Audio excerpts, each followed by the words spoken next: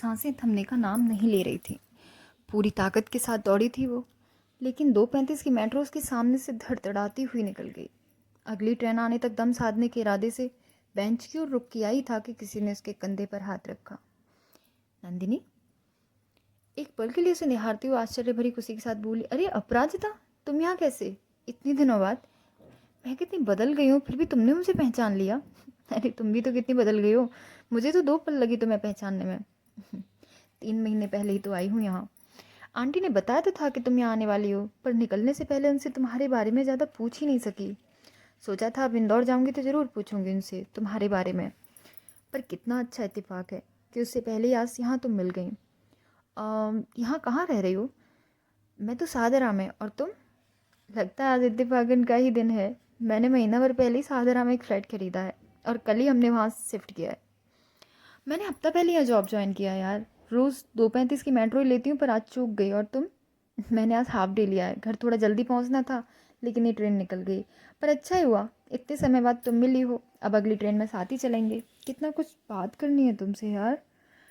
मुझे ऐसी बातचीत खासी पसंद है। लेखिका हूँ ना शायद, इसलिए अनुमान लगाने मिलता और पत्रों को गढ़ने का मौका भी। इसी बीच अगली ट्रेन आ गई और उनको बातें सुन सकूं, इसीलिए मैंने लपक कर उनके सामने वाली सीट ले ली। खैर मेरी छोड़िए और उनकी सुनिए, क्योंकि मेरे हिसाब से तो ये दोनों पुरानी सहेलियां हैं। इनकी गपशप में पीतमपुरा से सादरा तक कब आ जाएगा पता भी नहीं चलेगा। अच्छा, स्टार्ट करते हैं। मम्मी कह रही थी कि शादी के बाद तुम। हाँ नंदिनी, मैं बिल्कुल खुश नहीं थी। मेरी बहुत इच्छा थी कि एमबीए के बाद नौकरी करूं, पर ये तो तुम जानती ही हो। पर कोई जॉब ले पाती इससे पहले 2 अंकल आंटी ने तुम्हारी शादी कर दी थी, है ना? मैंने सोचा भी था कि शादी के बाद तुमसे बात करूं, लेकिन लगा कि तुम अपनी ज़िंदगी में व्यस्त हो गई होगी। इंदौर आओगी तो बातें करेंगे, लेकिन उसके बाद तुम इंदौर भी नहीं आई और इस बीच मेरी नौकरी लगी और शादी हो गई। हाँ, यहाँ तुम किसके साथ रह रही हो? मेरे पति और बिटिया के साथ।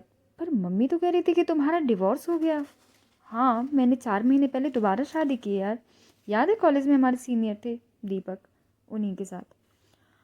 मेरे अंदर का कथाकार इस कहानी को तहों तक जानने को उत्सुक था, और यह डर सता रहा था कि इस मेट्रो में कहीं दूसरी बातूनी महिलाएं न चढ़ जाएं, वरना कई कहानियां तो अधूरी सुनाई देती हैं। फिर बैठे जोड़ते रहो उनके तारों को। पर शुक्र है इस समय दोपहर थी और गर्मियों के दिन भी। कोच में कुल 10-12 लोग। तो उसने फिर से कहना स्टार्ट किया, दीपक दिल्ली में है और उन्होंने शादी नहीं की है, ये तो मुझे पता था। पर तुम और वो कैसे? बस यूँ समझो कि दीपक मेरी ज़िंदगी में भी दीपक जैसा उजाला भर रहे हैं, वरना मैं अंधेरों में रहकर जीने की आस ही खो बैठी थी। हाँ, और मैं सीवियर डिप्रेशन में थी। सार्थक से शादी के बाद कुछ दिनों तो सब कुछ ठीक चला, लेकिन जैसे ही मैंने ये कहा कि मैं नौकरी करना चाहती हूँ, घर में सभी मुझ पर ही दबाव बनाने लगे कि मैं नौकरी नहीं कर सकती। उनके यहाँ लड़कियाँ और बहुएं नौकरी नहीं करती। मेरी दोनों नंदे शादी से पहले और शादी के बाद भी नौकरी करती रही हैं। बस मना ही थी तो मुझे, क्योंकि मैंने घर पर रहने से सभी को सहजता महसूस होती थी ना। हर काम उनके हाथों में होता था। जब भी इस बारे में बात करो तो यही कहते थे कि पैसों की क्या कमी है जो तुम नौकरी करना चाहती हो। लेकिन वो ये नहीं समझते थे कि मैं अपनी प्रतिभा को दिशा देना चाहती थी। मन ही मन मेरे अंदर हीन भावना आने लगी।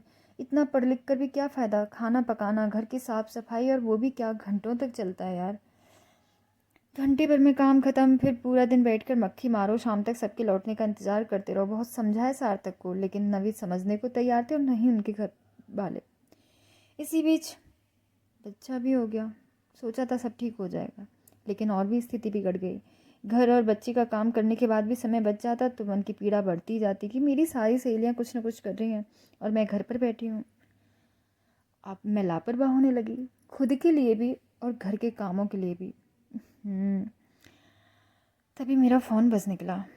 कहीं ना कहीं फ़ोन भी बजते रहते हैं। वैसे फ़ोन और मोबाइल ही नहीं, जहाँ कहानी अच्छे मूड पर पहुँचती है, कब कौन और कहाँ से आकर टपक पड़ेगा आप नहीं कह सकते। और मुझ जैसे लेखक को तो बहुत ही बुरा लगता है। हेलो। हाँ राहुल, नहीं थोड़ा लेट हो गई, 4 बजे तक पहुँच जाऊँगी। नहीं, मैं सब्जियाँ लेती हुई आऊँगी, लेकिन तुम अग्रवाल वाले के यहाँ से ना स्वीट्स ले आना। इतना समय नहीं बच जाएगा खीर बना सकूँ। हाँ ठीक है। सॉरी यार, वो आज राहुल के बड़े भाई आ रहे हैं खाने पर, इसलिए राहुल का फ़ोन था। तुम बताओ ना फिर। ससुराल में किसी को भी इस बात का एहसास नहीं था कि प्रतिभा का दिल तिल कर मरना मुझे अवसादग्रस्त बना रहा है। हाँ, सच पूछो तो बहुत मन था तुमसे मिलने का, लेकिन माँ कह रही थी कि तुम बहुत डिप्रेस थी, किसी से बात भी नहीं करती थी। हाँ यार, मुझे इंदौर लौटे 2 महीने हो गए थे और माँ पापा मेरा मन बहलाने के लिए अक्सर शाम को मुझे छप्पन ले जाया करते थे। वहीं एक दिन दीपक मिल गए। मैंने तो उनसे कोई खास बातचीत नहीं की थी, लेकिन उन्होंने पापा से हमारे घर का नंबर लिया और दूसरे दिन फ़ोन करके पापा को उस होटल में बुला लिया जहाँ वो रुके थे। पापा से उन्होंने मेरे बारे में पूछा और कहा कि मुझे किसी साइकोलॉजिस्ट से मिलवाएं, मैं काफ़ी डिप्रेशन में हूँ। अब तक इस बात को स्वीकारने में झिझक रहे पापा को भी लगा कि मेरी बीमारी मानसिक ही है और वो मुझे साइकोलॉजिस्ट के पास ले गए।